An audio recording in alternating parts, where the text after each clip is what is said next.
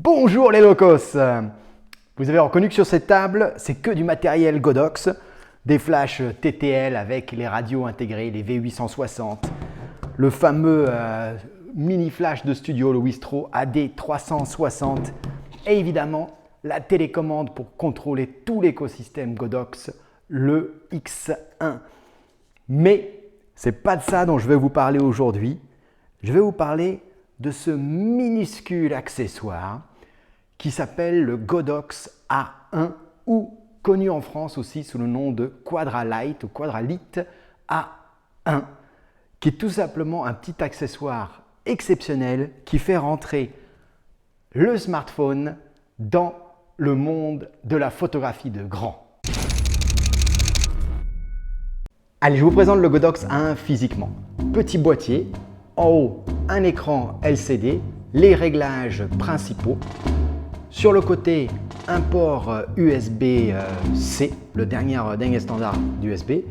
Au fond, ce fond-là, un trou de trépied. Et puis quand même, ce qui est d'essentiel, ici, vous avez un petit flash et une lampe de modelage. Nombre guide 8 et 1 watt, la lampe de modelage. Il est livré également avec deux petits stickers magnétiques que vous allez pouvoir coller derrière votre téléphone pour le faire tenir. Alors à quoi ça sert? Il y a trois utilisations possibles. La première, c'est que c'est un micro flash déporté. Oui. Grâce à ça, vous entrez dans le monde du studio de rue, du strobiste sur votre smartphone. Allez, on va regarder ça tout de suite. Sur iPhone uniquement, pas sur Android, je télécharge l'application Godox Photo ou Quadralite. Je rentre dedans et là, je vais me connecter via Bluetooth tout simplement au Quadralite A1. Sur le Godox Quadralite A1, ici, je règle le groupe dans lequel je souhaite travailler. Donc là, ici, groupe A, canal 1. Donc je peux changer si je veux. Je vais rester ici en groupe A. Maintenant, sur l'application, en cliquant ici sur le groupe A, je contrôle à distance la puissance de ce groupe A. Et maintenant, regardez. Voilà, je peux maintenant prendre une photo avec ce réglage-là. Je me mets ici en mode caméra. On va prendre ça, comme ça. Là, je prends ma photo. Et voilà, j'ai pris une photo du Quadralite avec le flash qui se déclenche. J'ai des réglages manuels ici. Alors voilà, le gros problème, c'est évidemment les limites du smartphone. Vous voyez que j'ai aucun contrôle du diaphragme sur le smartphone.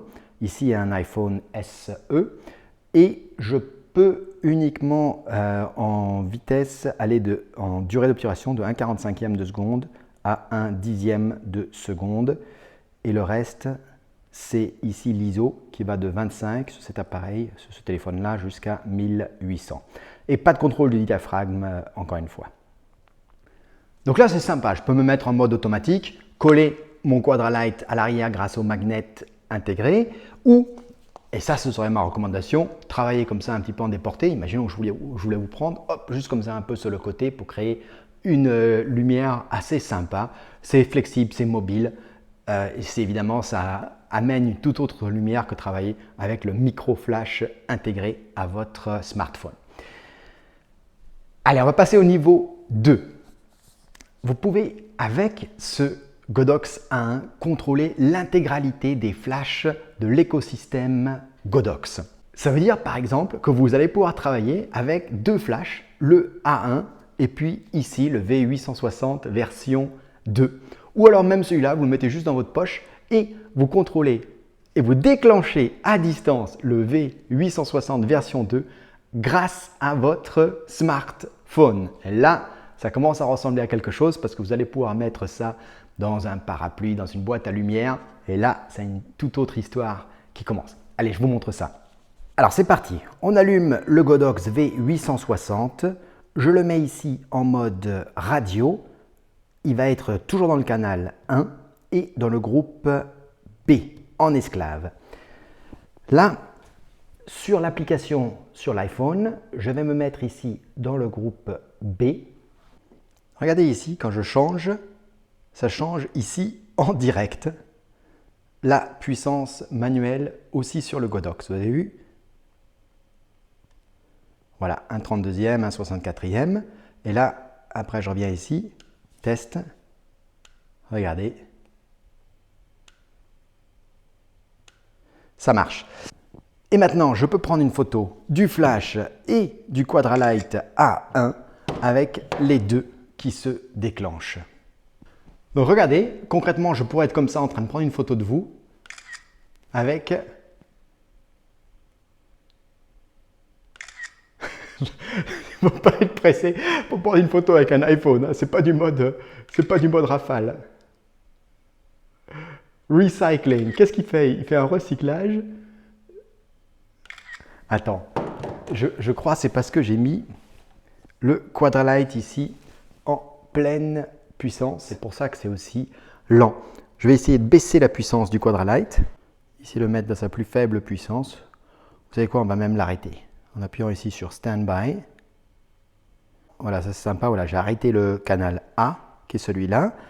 Maintenant, je retourne ici sur Caméra. Allez, c'est parti. Ouais, voilà. C'est beaucoup plus rapide comme ça. En fait, il mettait du temps pour recycler ce micro flash A1. C'est pour ça que c'était si lent. Là, on arrive, si ce n'est pas au mode rafale. Allez, peut-être une image toutes les 2 secondes. C'est déjà pas mal avec un smartphone. Bon, donc on a vu les 2 premiers modes. Vous pouvez utiliser le Quadralight A1 directement déporté avec le flash et vous pouvez commander aussi un flash externe, toujours en utilisant votre smartphone pour prendre la photo. Mais allez, soyons sérieux une seconde, c'est très bien utiliser un smartphone, on l'a toujours sur soi, mais au niveau de la qualité, ça ne vaut pas quand même un réflexe. Le Quadralight 1 peut aussi être très intéressant quand vous travaillez en studio avec votre réflexe justement.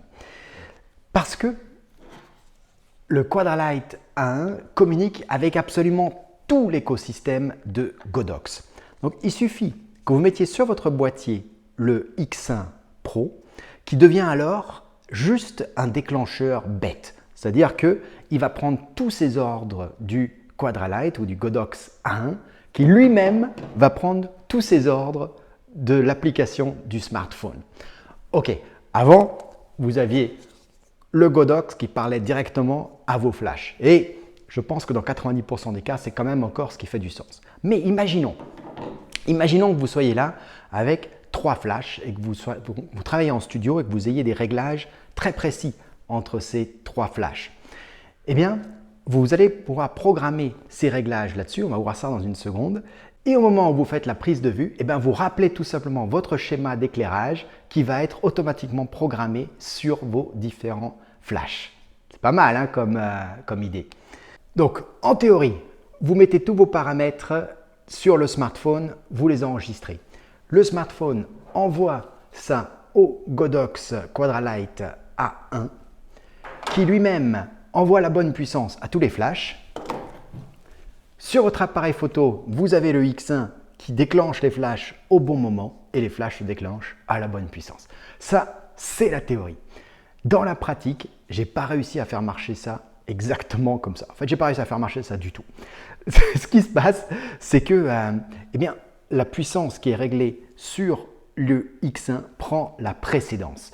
Donc si sur votre smartphone, vous aviez mis ce flash-là à 1/128e de puissance, mais que sur le X1, vous l'avez mis en pleine puissance, eh bien, ce flash va se déclencher en pleine puissance. Donc du coup, eh bien, ça ne sert pas à grand-chose, évidemment, l'application smartphone. En fait, ça ne sert à rien du tout, puisque c'est le X1 qui fait tout le travail. Ça c'est vraiment très surprenant parce qu'il me semblait que c'était conçu exactement pour pouvoir piloter à distance le niveau de puissance de ces flashs.